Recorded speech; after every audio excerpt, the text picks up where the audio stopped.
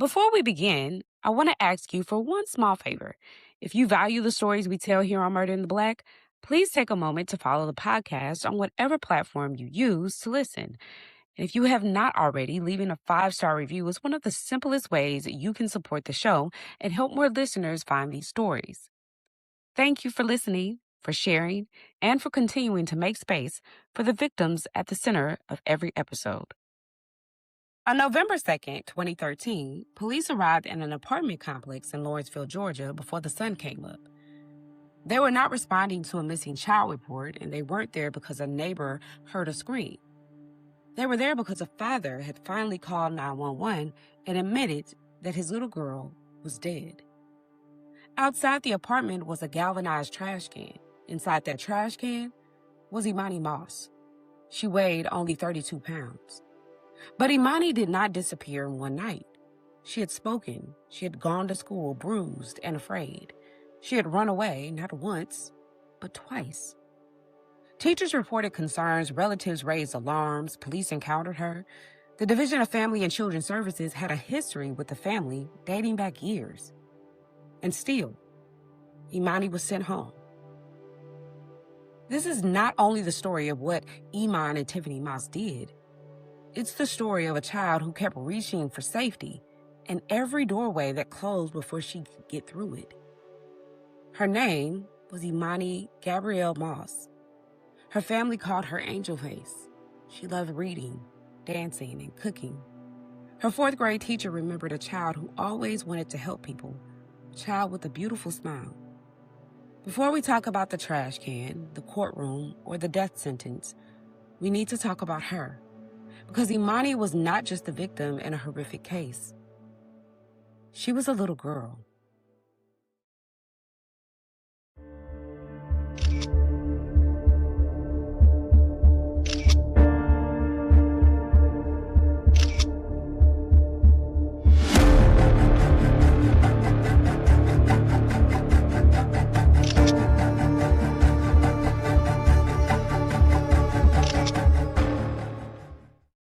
Welcome back to Murder in the Black.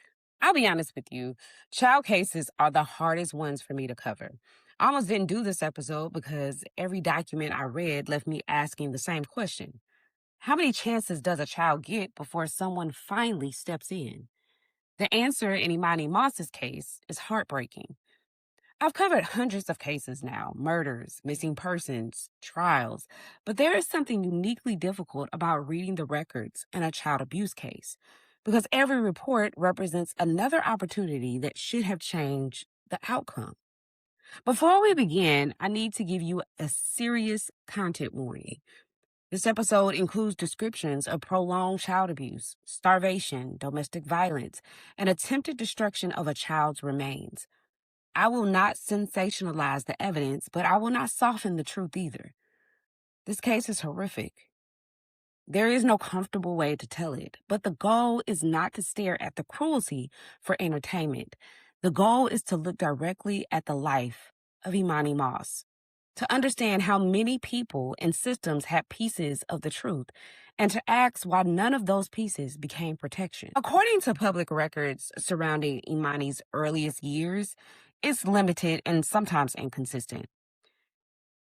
Contemporary reporting identifies her biological mother as Danita Leaks, and Atlanta's Journal-Constitution report states that Danita gave up custody when Emani was 4. Other later summaries describe Danita as struggling with addiction, but the reliable public record gives us very little detail about that period. Danita later told local television that she and Iman had fought over custody for 2 to 3 years and that she did not know Imani was being abused. Now, I'm not going to invent a complete life story where the records leave gaps.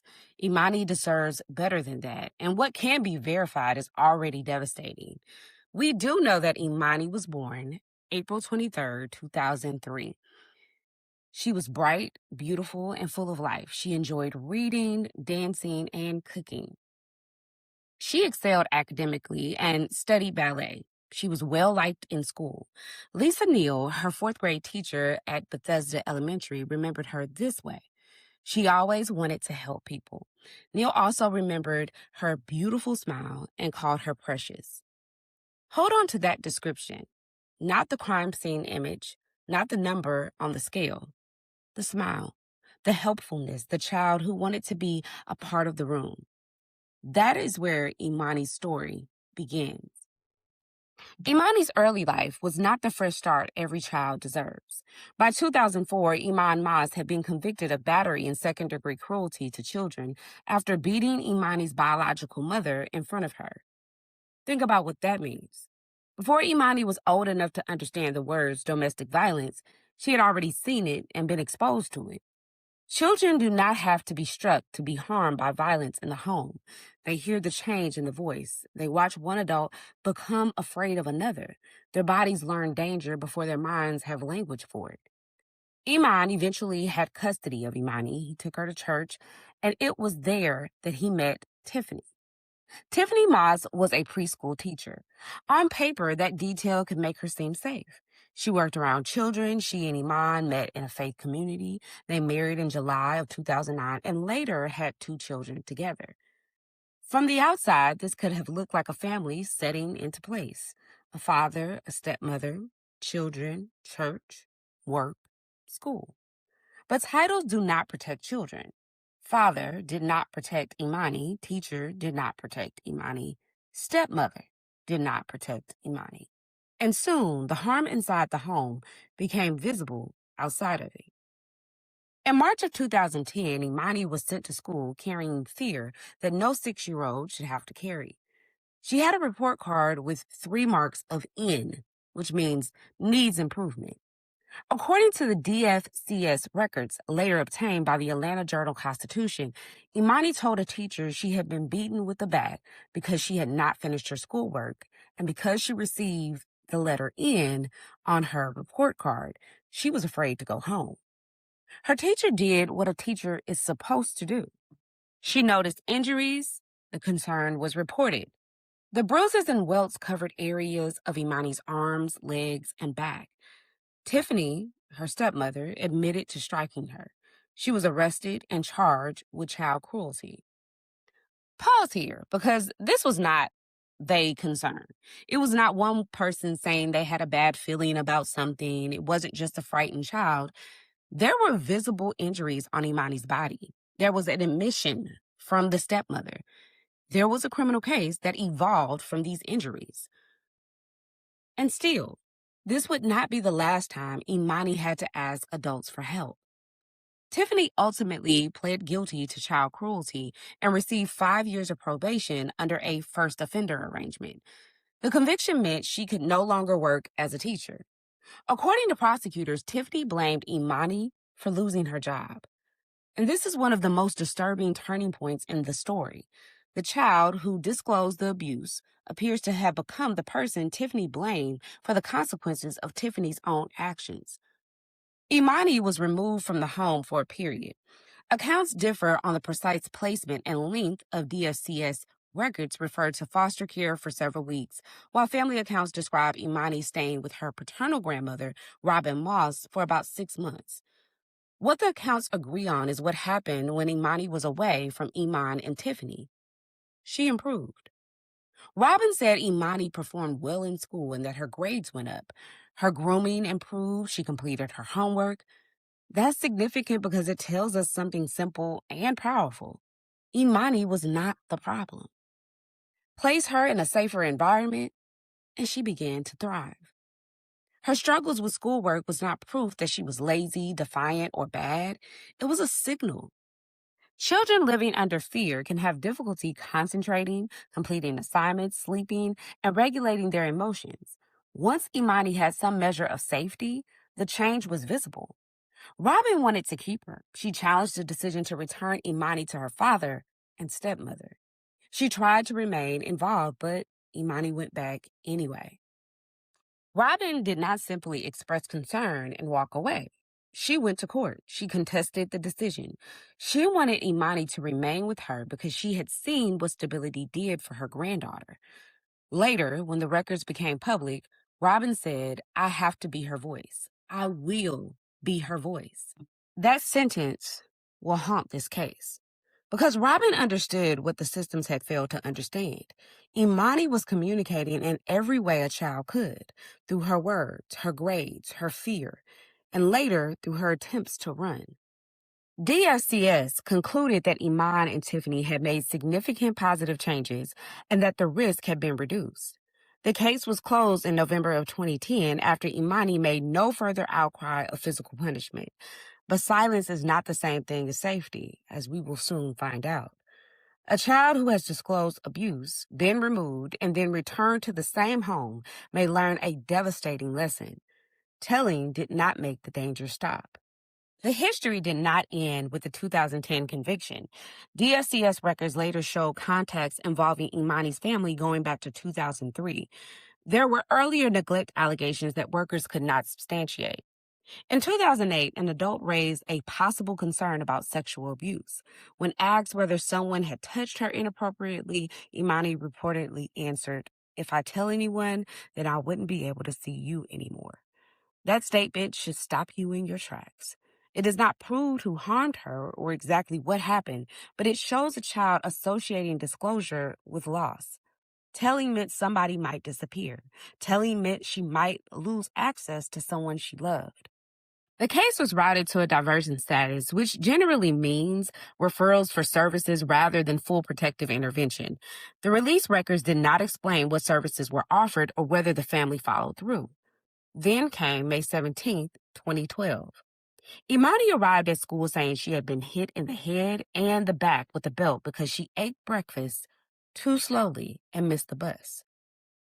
She said she was struck in 3 different rooms. The school reported it. The worker receiving that report could access the family's prior history, including the 2010 beating that led to Tiffany's criminal conviction. But the new report was screened out over the telephone. No caseworker went to interview Imani. No one examined her injuries. No one questioned the parents in person. The incident was categorized as corporal punishment. The injury was described as insignificant.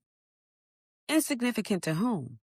Because it was significant to the child who came to school and told. It was significant when placed beside the earlier beating. It was significant when placed beside her fear of going home. And it was significant because children rarely hand adults a perfectly organized case file. They can't. They give fragments, a bruise, a sentence, a change in behavior, a runaway attempt. The responsibility belongs to adults and the system to put those fragments together. By the summer of 2012, Imani was no longer only telling adults at school. She was running. During one attempt, she went to the office of the apartment complex and said Tiffany had tied her to a chair with belts and put her under a cold shower. Police responded. Tiffany said Imani was lying. Officers said they did not have enough evidence to make an arrest. And the report was forwarded to DFCS. Imani was returned home. During another attempt, an officer found her asleep outside in bushes near the gate of the apartment complex. Imagine how desperate a child has to be to decide that sleeping outside, alone in the bushes, feels safer than going home. She was returned again. When I read that part of the report, I had to stop for several minutes. A 10-year-old decided sleeping in bushes was safer than sleeping in her own bed, and that wasn't enough to raise a red flag. This is where the word runaway can become dangerous. It can make a child sound rebellious or difficult, but a child of Imani's age is not running toward independence. She's running away from something. Imani was not creating the crises. She was reporting it with her entire body. At home, Iman later said he was often absent because he worked 2 jobs. He left early, returned, and then went back out. Tiffany was the primary caregiver. Work may explain absence, but it does not excuse abandonment. Iman knew Tiffany had already beaten Imani badly enough to face a felony charge. He knew his daughter had been removed. He knew there was history. A parent does not get to hand responsibility back to the person who harmed the child and then claim not to see what happens next. The prosecution later described Tiffany's relationship with Imani as one of escalating abuse. While Tiffany's 2 biological children appeared well cared for, That contrast became central at trial. There was food in the home, but Emani was starved. There were children visible to neighbors, but Emani disappeared from view. By now, the reports had been made. The investigation had come and gone. But Imani's family would soon notice something that told them things were getting worse. On Mother's Day weekend in 2013, relatives saw Imani at a family gathering. Her hair had been cut extremely short. She looked very thin. Robin, Imani's grandmother, asked Tiffany about the haircut. According to testimony, Tiffany responded with words to the effect of, "If you don't act pretty, you don't get to look pretty." That was the last time Robin saw Imani alive. There is something especially cruel in using a child's appearance as punishment, cutting away a part of how she may have recognized herself, then attaching humiliation to it. And remember how Imani had been described at school. Beautiful smile, full of life, always wanting to help. The punishment was not about teaching, it was about control. In the summer of 2013, Imani was withdrawn from public school to homeschool. The family moved. Once Imani left school, one of the last consistent lines of sight in her life disappeared. Homeschooling itself was not the problem. The problem was that Imani disappeared from the people who had been noticing the warning signs. Teachers had noticed bruises, reported it. They also knew her habits, her personality, and her face. Now, there will be no teacher to see that face each morning. At the new apartment complex, neighbors later said they saw Tiffany's two younger children, and they did not know Imani even lived there. An anonymous caller contacted DFCS in August. The caller said Imani appeared distant, seemed afraid to interact, and looked too thin. The caller had not seen the family in 3 months and did not have a current address. Within 24 hours, the report was closed. The agency said it could not locate the family. But a missing address did not make the danger disappear. It only made the child harder to see. Years later, Georgia officials acknowledged missed opportunities in Imani's case. 7 DFCS employees were fired or disciplined after reviews of the agency's handling of her case. The action came after Imani was dead. By October 2013, Imani was isolated inside the apartment. The state's case was that Tiffany intentionally denied her food while food remained available to the rest of the family. At trial, prosecutors presented this not as a general poverty and not as a household without resources, but as a targeted starvation. Starvation is not a single act. It's not one violent second. It's a decision repeated across mornings, afternoons, and nights. It's every meal given to another child and withheld from her. It's watching a child weaken and continuing anyway. Imani's body used what it had to keep her alive. Then there was less and less to use. Fat stores disappear, muscle breaks down, the immune system weakens, the heart becomes vulnerable. Eventually, organs can no longer sustain the body. When Imani was found, she weighed 32 pounds, 10 years old. 32 pounds. I have read that number over and over, and it still does not feel possible. But it's not only a number, it's evidence of time, days and weeks in which the adults around her could see that this child was disappearing.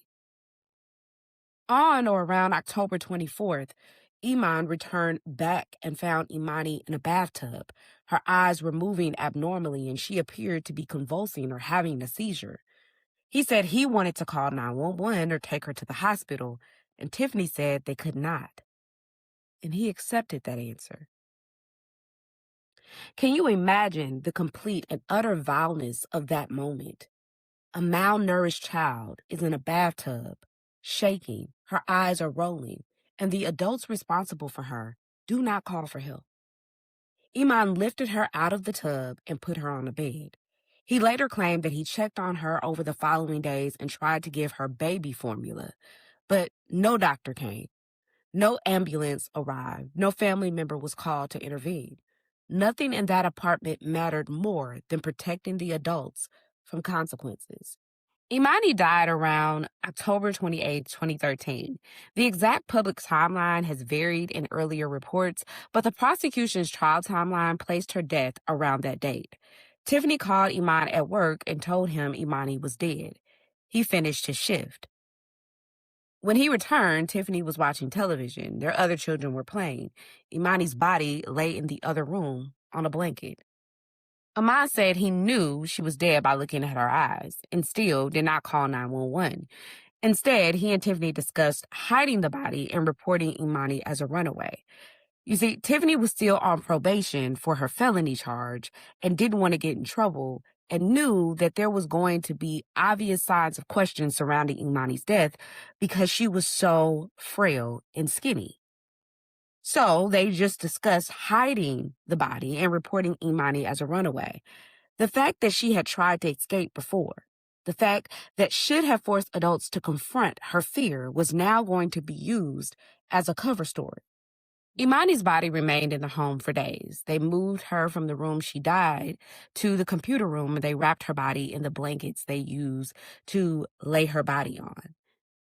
And Iman continued to go to work for 3 days. Tiffany went about the house with her children playing amongst their sister's corpse, not knowing it was tucked away in this computer room. On October 31st, while her younger siblings prepared for Halloween, the container holding their sister's body sat inside the apartment. Iman purchased a galvanized trash can, charcoal, lighter fluid, and other supplies. The couple wrapped Imani's body and attempted to fit her into the can. Now, by the time they attempted to hide Imani's body, rigor mortis had already set in. They had no idea what that meant. They thought they were going to be able to just wrap her body and put her in the trash can as if it was some plot out of a movie. There are details in a case that can tell you what happened, and then there are details that make you understand the complete absence of humanity and what happened. For me, this is one of them. Because they couldn't simply just stuff her into the trash can because her body had already started to develop rigor mortis, that means there was resistance. Her body was stiff. And so they opted to just wrap her body in duct tape to be able to then put her into the trash can. In the early morning, they drove their 2 younger children asleep and searched for a secluded area. At one point, investigators said they considered Stone Mountain Park. Eventually, they stopped in an isolated area off of Satellite Boulevard. They placed charcoal and lighter fluid into the trash can and set it on fire. The attempt failed. Fire does not reduce a human body to ash simply because someone wants evidence to appear.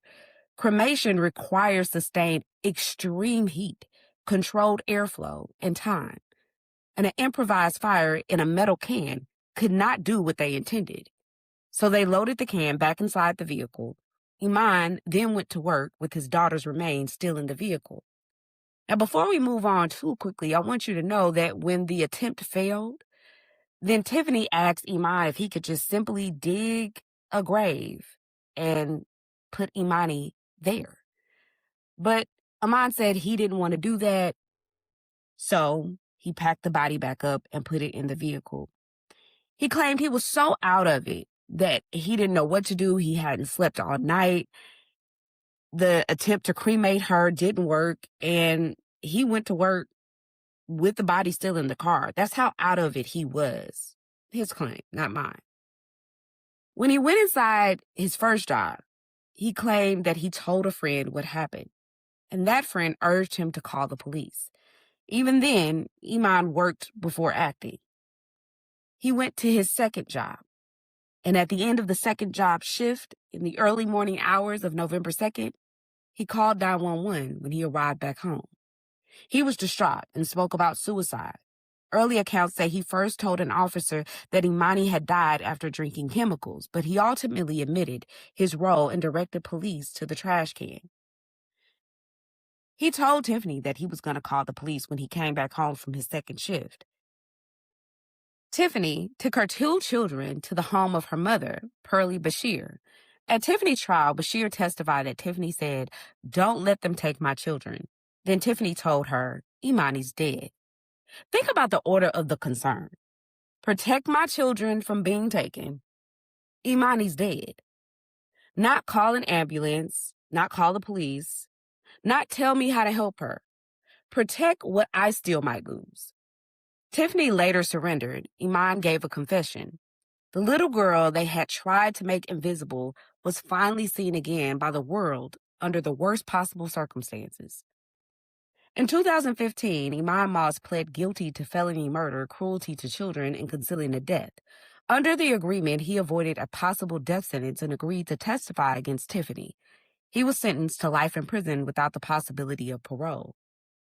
At sentencing, he read an apology to Emani and called her his beautiful princess, his firstborn, his baby girl.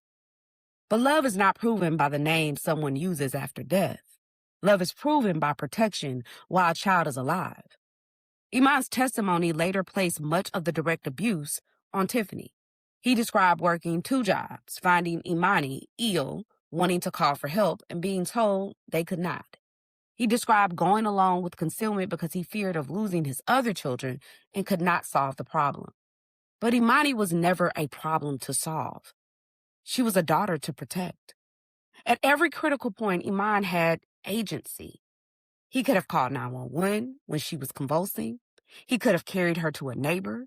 He could have called Robin. He could have reported the starvation. He could have refused to conceal her death. He did none of the things in time to save her. There is no version of this story in which his long work hours remove his responsibility. Absence can become a form of participation when a parent knowingly leaves a child with someone who has already abused her and then ignores every single sign that it's escalating into danger. And I want to stop here because phrases like, he worked 2 jobs, can almost invite us to explain him. I cannot explain away a father seeing his child in a medical crisis and choosing not to call for help. Being tired is not the same thing as being powerless. And let's be very clear. I want you to know, after she was convulsing and they laid her in the bed and on the floor, when she was on the steps of death's door, Emani continued to go to work every single day up until the point where she died and after she died. So that just gives you a picture about who Emani was. Working 2 jobs doesn't give you the cop-out that you think it does, sir. Tiffany Moss's capital trial began in April of 2019. She rejected a plea offer that would have spared her life and insisted on representing herself. 2 attorneys remained available as standby counsel, but Tiffany declined to make an opening statement, declined to cross-examine the state's witnesses, called no witnesses, and offered no closing statement. She said she was placing her fate in God's hands. I want you to remember that she was placing her fate in God's hands as we get to the close of our case. But the prosecution called witness after witness. Emani's teacher described the child she'd known. Robin described the last time she saw her granddaughter. Pearlie Bashir described Tiffany arriving with the younger children and saying Emani was dead. Police described the 911 call and the discovery of the trash can. Emani described the bathtub, the bed, the days without medical care, the concealment, and the fire. The prosecution told jurors that this was a Cinderella story gone wrong, an evil stepmother case in which one child was singled out while Tiffany's biological children were cared for. That framing is memorable, but I want to be careful with it. Emani's life was not a fairy tale, and Tiffany was not a fictional villain. Calling her evil may express the horror, but it can also make the case feel unreal, as though only a monster from a story could do this. The harder truth is that Tiffany was a real adult living in a real community. She had been a teacher. She had relatives. She had contact with public systems. Her abuse had been documented years earlier. That is what makes this case so frightening. The warning was not hidden. It was in plain sight. On April 29, 2019, the jury found Tiffany guilty on all counts, including malice murder, felony murder, cruelty to children, and concealing Emani's death. On May 1st, the jury recommended death. Tiffany Moss became the first woman sentenced to death in Georgia in more than 5 years. As of the Georgia Department of Corrections 2026 roster, she remains the only woman under a death sentence in the state. Now, how about that for leaving it in God's hands? Her sentence doesn't bring Emani back. It did not erase the reports that were screened out. It didn't change the 2 times a frightened child ran and then was returned. It did not answer Robin's question. Why could her granddaughter improve in her care and still be sent back? Robin went forward after the criminal case, acting as an administrator of Imani's estate. She filed a lawsuit against Georgia's Child Welfare Agency, arguing the caseworkers knew conditions were deteriorating and could have intervened sooner. The suit sought damages for Imani's pain and suffering, and for the value of life she should have been allowed to live. That language is important. The life she should have been allowed to live. Robin had watched Emani improve in her care. She knew the child who loved school, reading, cooking, and ballet. She fought to keep her safe before the murder and after Imani's death. She fought to make the system answer for the opportunities it missed. I could not locate a formal public victim impact statement from Robin, so I'm not going to put words in her mouth. Her own words are enough. I have to be her voice. I will be her voice. After Imani's death, Georgia reviewed how DFCS handled her case. Agency leadership acknowledged missed opportunities, workers were disciplined or fired. The deaths of Emani and 12-year-old Eric Forbes helped drive broader review of cases that had been closed with little or no investigation. Georgia later moved away from allowing certain abuse reports to be handled through a diversion track without a full investigation.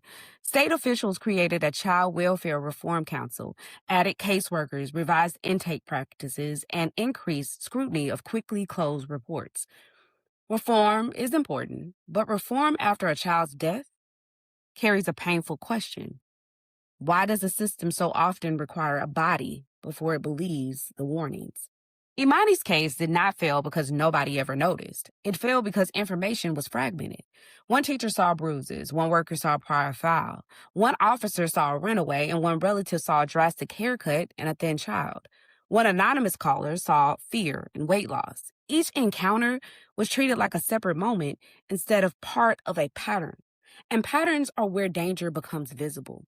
When a child reports being hit, look at the history. When a child runs away, ask what she's running from. When a caregiver already has a child cruelty conviction involving that same child, do not treat a new belt allegation like an ordinary discipline question. When a child disappears from school after repeated reports, that disappearance itself may be a warning. When a family moves and an address is missing, the case should become more urgent, not less. No single teacher, neighbor, or relative can replace a functioning child protection system, but every adult can refuse the comfort of assuming that someone else must have handled it. There is a danger in telling cases like this. The cruelty is so extreme that it can swallow the child's identity. People remember the method of death, the weight, the container, the sentence, and they forget the girl. So before we close, I want to return to Emani. She was born in Gwinnett County in April of 2003. Her family called her Angelface. She liked to read, dance, and cook. At school, she was well-liked. She wanted to help people. Her teacher remembered her beautiful smile. When she lived with her grandmother and had more stability, she did better in school. Her grades improved, her grooming improved, she completed her work. That tells us who Emani might have become if safety had lasted. Maybe she would have kept dancing. Maybe cooking would have become the way she gathered people around her. Maybe the child who always wanted to help would have grown into an adult whose work centered around helping others. We do not know. And that's part of the loss. We do know that Emani tried.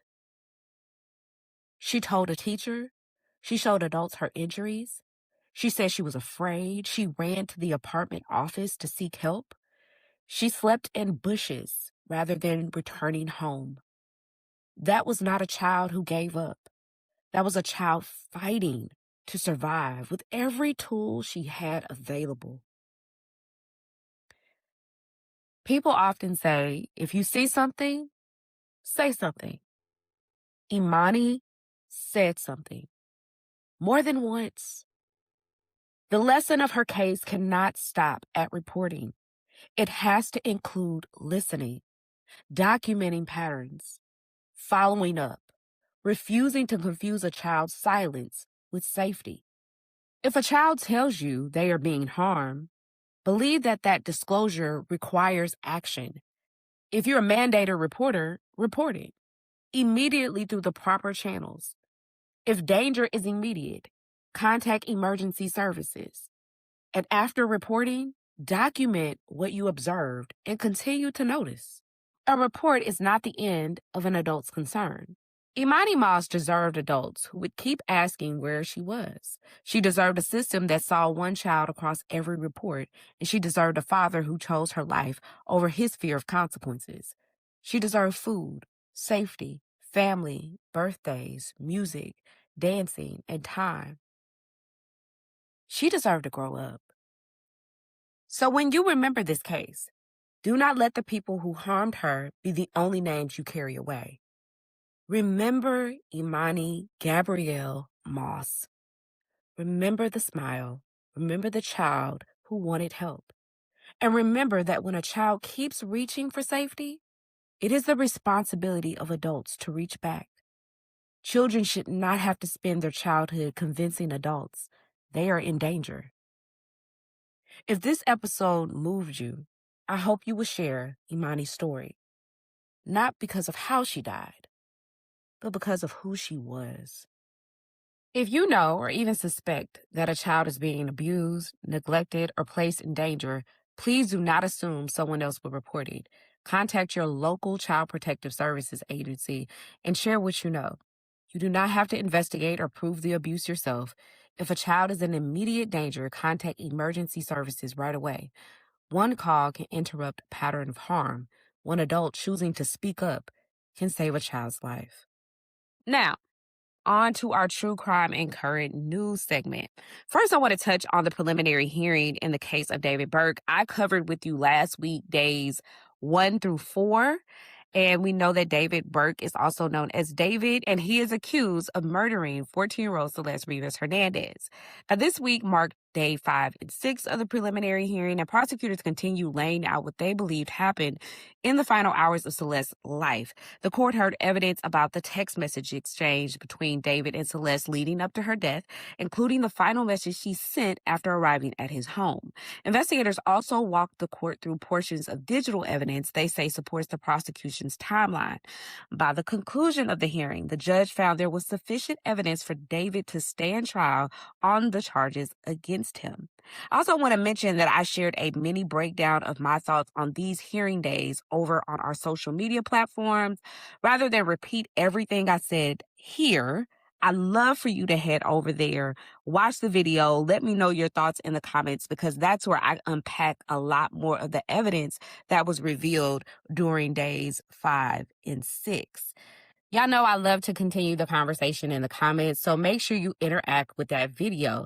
In that video, I also include an update about the Nolan Wells audio that was released on Monday morning of this week.